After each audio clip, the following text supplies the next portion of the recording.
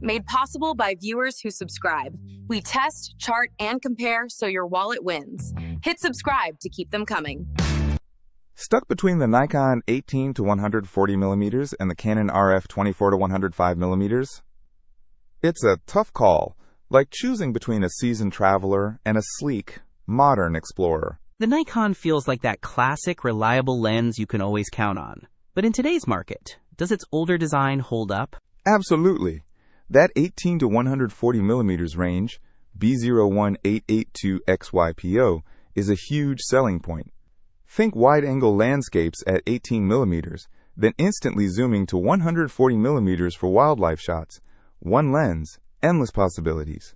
The Canon RF 24-105mm B08 B468 RBJ, on the other hand, is designed for Canon's mirrorless system, more compact and modern. But is that 24-105mm range versatile enough compared to the Nikon? Okay, let's break down the key differences. The Nikon's 7.8x zoom is fantastic for travel. No lens swapping.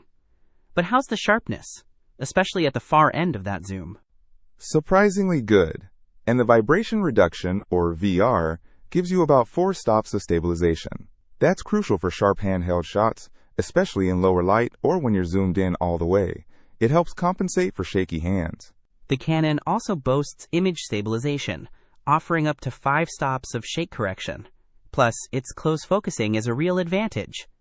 You can get as close as 0.66 feet in autofocus, or even closer, 0.43 feet, using center focus macro for some impressive close-ups.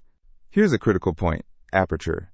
The Nikon's aperture ranges from f/3.5 to f/5.6, letting in more light than the Canon's f/4 to f/7.1. That extra light can make a big difference. Exactly. The Nikon excels in low light, giving you brighter images and better background blur.